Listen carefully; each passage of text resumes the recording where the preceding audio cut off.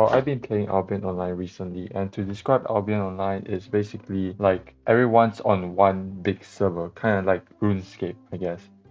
So I played a lot of Albion Online actually, about 500 hours within a few months. I know some people might say like, oh, it's not a lot, you know. I play about 1,000 in a few months, and like, okay, that's not really something you want to flex about, but sure, fine. Now it's a lot for me. That's what I'm saying because I've been playing TF2 for 4 years, and I only racked up about 600 hours on that game. But I only been playing Albion for like a few months, and I already got like 500 hours on it. So while playing Albion Online, I have experienced pros and cons of it. So I'll be talking about those for this video. So let's start off with the pros. So one of the first main pros I would say about playing Albion Online is that there's a huge variety of weapon and armor to choose from.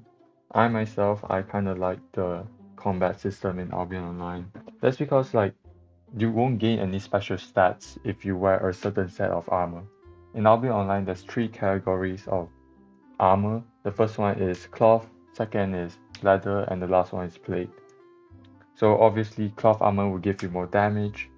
Leather armor will be like the master of both worlds. It will give you damage, but also makes you a bit tanky. And plated armor will mostly give you better defense. But since there isn't any special stats if you wear like fully plated or fully leather, you're able to mix and match different armors from different categories and really like be creative, you know. Let's say like right now, that's mercenary jacket is being very meta right now, and a lot of people use it. You can just like mix mage robe into your set, and you're able to like fully counter anyone who wears a mercenary jacket. So that's why I think it's really fun for in Albion Online because you can really be creative and go against the meta. It's just really fun trying to think of different builds. Alright, on to my second pro.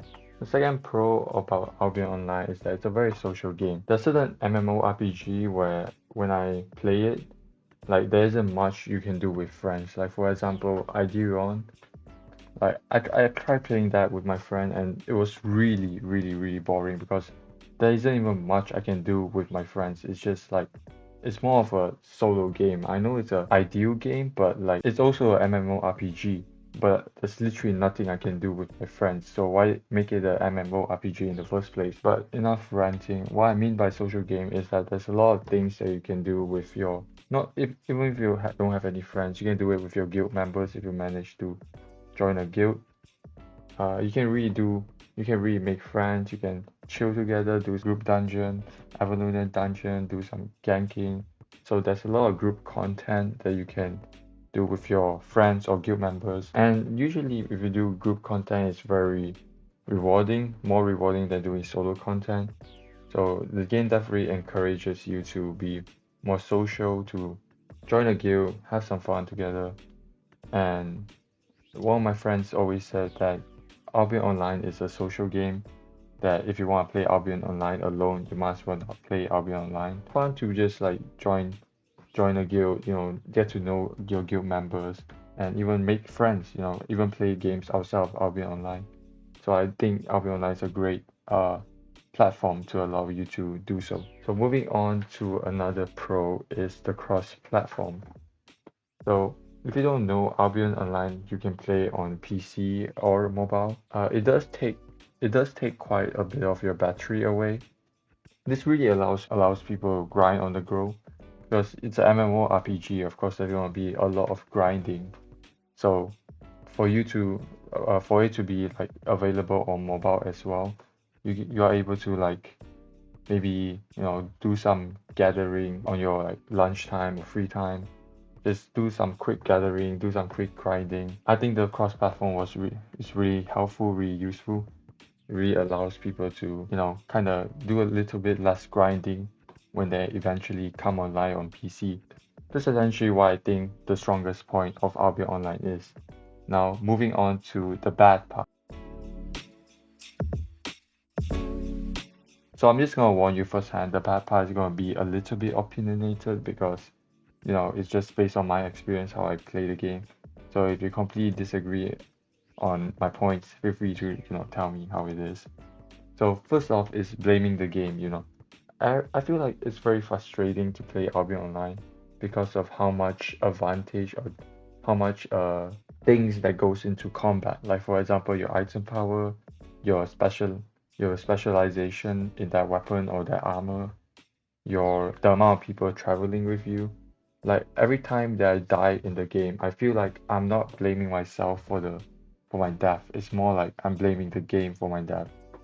Like it's always because that guy had higher IP, that guy has better equipment, better tier, that guy has more people traveling with him. I just feel like it's very frustrating. It always feels like a unfair fight when I try to fight someone. And even if I do like kill someone, it's usually because their IP is like so much lower than me and I'm like so much stronger than them that it's not even a fight. So sometimes it can feel very frustrating to play this game. I feel like most of my time in Albion Online, I just spend it on Arena. There's an IP cap and there's also it's a 5v5, so there wouldn't be like you wouldn't be going up against a bigger group of people. So moving on to is specialization in the game.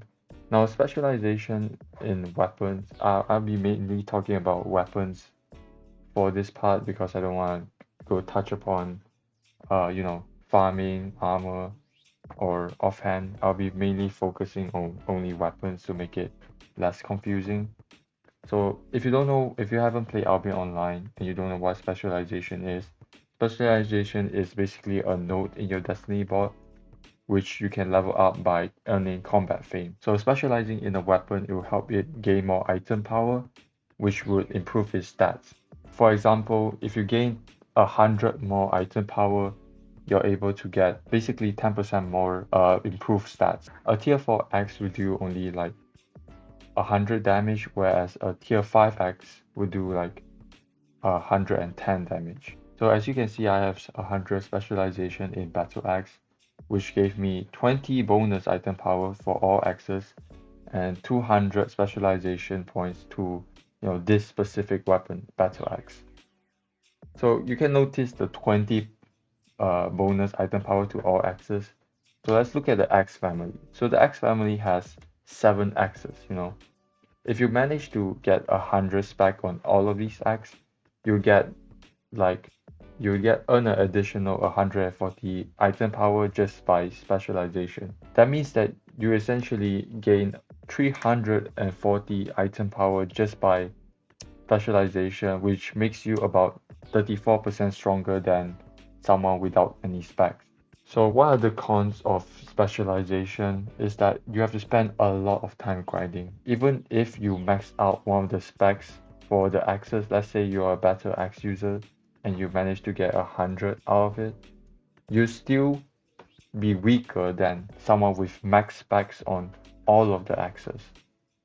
So this makes it like you have no choice but to grind out all the other axes just so you can have a fair fight with those sweaty players. Because if they have max specs on all of the axes, they are 14% stronger than you. And one weapon is about 33 million fame to reach 100 spec. Let's say we're using the most efficient solo fame farming method, which is the mist. It will give you about 3 million fame per hour. And that is if you're using like the most efficient clearing build. I would say like realistically, roughly it will takes you about 11 to 20 hours depending on what weapon you are speccing up. So it will basically take you 1.5 hour of playing Albion for a week to max out a weapon. Some of my guildmate or guild members say that Albion is basically like another job because after a long day of work, they'll have to hop on to Albion, play for 1.5 hours, use their focus, manage their island. So using RuneScape for comparison, at least you can like watch YouTube video or like multitask while you grind for higher stats. Like, for example, if you're grinding for higher strength stats, you can at least like open it on a small window and watch YouTube on the side. But for Albion, like if you're doing miss, you have to pay full attention because you can be killed anytime if you're doing miss. You have to like focus, make sure no one's around you. And that's why it's like another job, because you have to pay full attention while you're grinding. Alright, another bad thing about specs or specialization is that it discourages people from playing other type of weapons. I already said that one of the pro thing about Albion Online is that you're able to mix and match different armor and different weapons. However, specialization is so important. You're basically always getting punished for it whenever you decide to change to a different build, change to a different set of armor, change to a different weapon. You get punished for it. Specs are so important that if you manage to get maximum specs, let's say like 340 item power, you're essentially wearing 3 tiers higher than what you're already wearing. That means if you're wearing tier 4, you're basically wearing tier 7 equivalent. But I feel like they're really stingy with the specialization, because if you don't have max spec for axes, you get punished for using a different type of axe. Like if you don't have max spec for battle axe, you get punished for using a great axe. If someone have max spec for all the weapons in that weapon group, there's no doubt they'll only play that from now on, because changing to another weapon group like spear, they'll have to start the grinding process all over again. I've already said that it takes about 11 to 20 hours to grind out a single weapon. So let's take axe for example. Let's say you want to max out all the weapons from in that group. That means you have to grind about 70 to 80 hours in order to grind it all out, which is a huge investment for you, because you have to dedicate 70 hours of your life just if you want to get the maximum specialization. So I feel like this makes it really confined, really like at the middle stage of Albion Online, when you manage to, play a little bit of play on a certain build, but now you want to switch over to a different build, a different weapon, even a weapon of the same category, One way I think they can fix specialization is that they should get rid of this like specialization part. They should only keep it on the middle node, so that players can like try out different weapons of the same category, and and not worry about the lower specialization, the lower item power. They don't have to worry about them, because it's all contributing to the same node. Like I feel like they should get rid of this last part. It really makes it much more grindy for kind of no reason. Okay, I feel like it makes the grind process less annoying, because you can try out different axes. Let's say you're grinding for axe, you can try out different axes while you grind for it, and then it'll be less boring. Okay, that's all I'm saying. So the last con I'll be talking about Albion Online is the unbalanced options for solo fame farming method.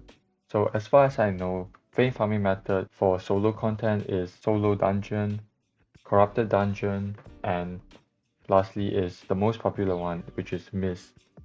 So for solo dungeon, I'm taking the best one, which is tier 8.1 solo dungeon. Is 2 million silver per hour and 1.4 million fame per hour. For corrupted dungeon, it is 3.35 million silver per hour and 1.7 million fame per hour. For mist, it is 3 million fame per hour and 2 million silver per hour. And if you're taking account favors, it's also 7,000 favor, and probably one of the best might activity out there. This makes it that if you're doing anything other than the mist, you're basically wasting your time, because it is giving you 3 million fame per hour, which is essentially like 50% more than corrupted dungeon. So I feel like this is because like streamers are being the reason why that mist is so being the top tier, solo content out there, because mist is hard to stream snipe. It gives very good content. Like if you open one of the mist chests, there's a very highly likely chance that you can get really good items there. And also it gives a lot of good fights, because in the mist, if you didn't know, there's kings and rats. Kings are usually wearing really good gear, so when like a streamer kills another king, they're able to really get the good loot, like show off how much they earn. But I feel like there's a con for making this OP, because it makes it so that it's like there's no point exploring any other solo activity or do them, because of how good the mist is. It's like you can only do the miss, because if you're doing anything else, you're getting punished for it.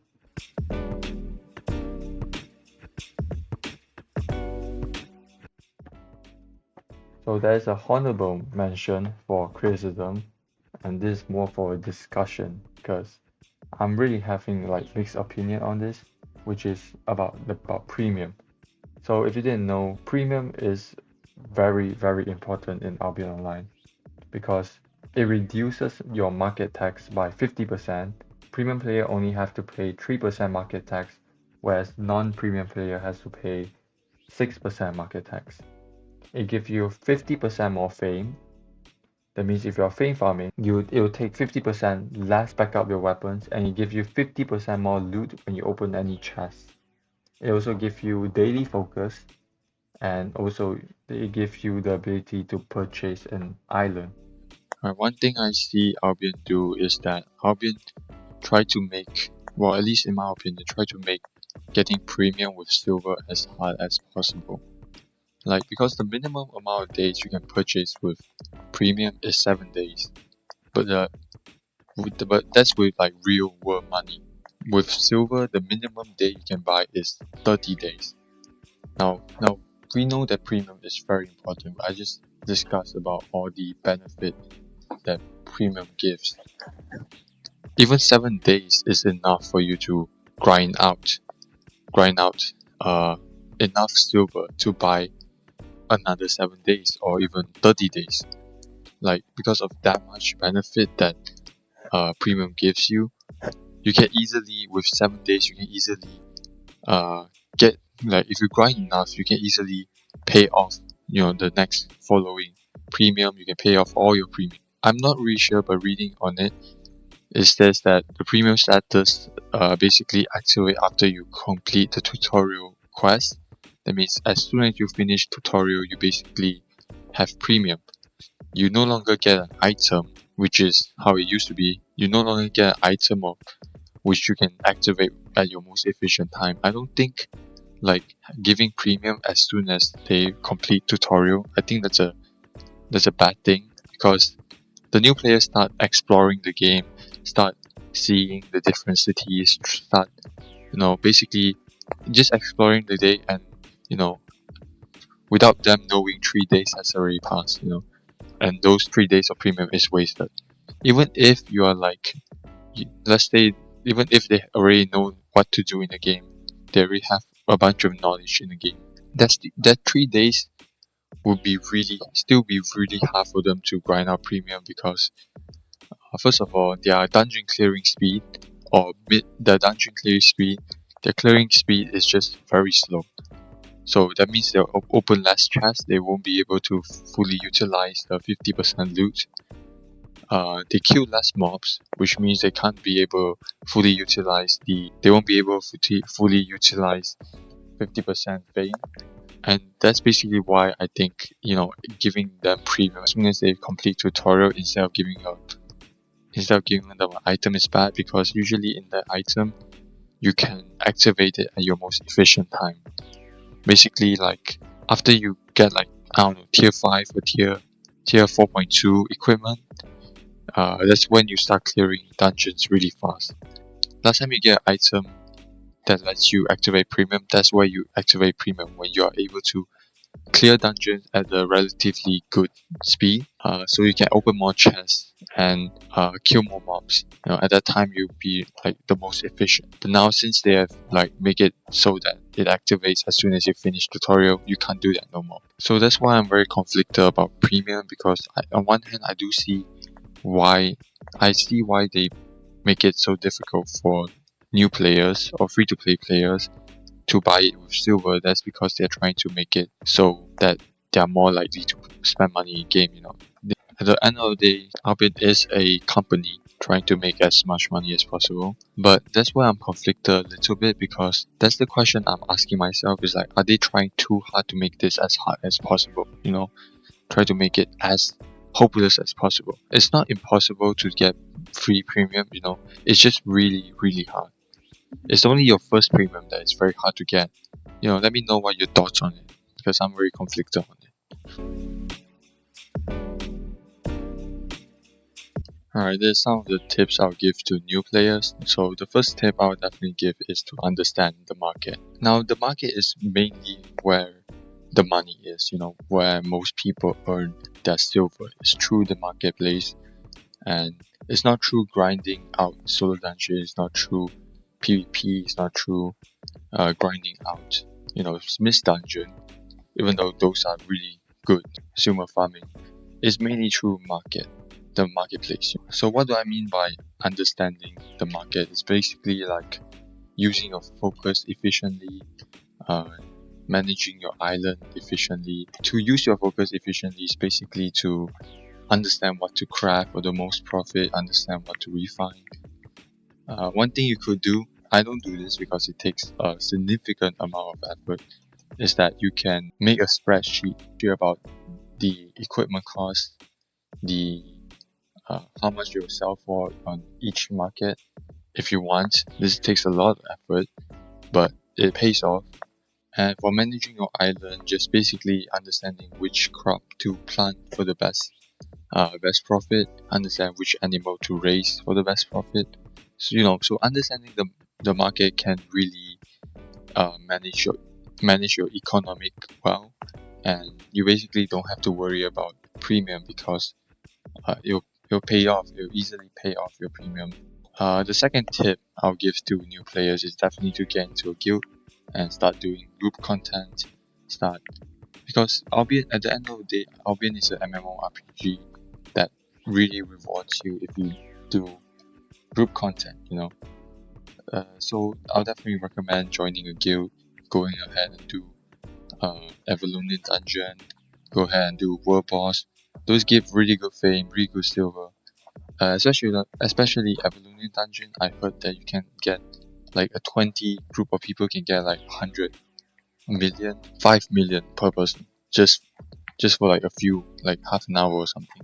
Not only is it rewarding, you get to make friends, you get to know your guild members better, and you guys can potentially play other games other than Albion. So Albion is a great platform for you to just basically connect with other people and make friends.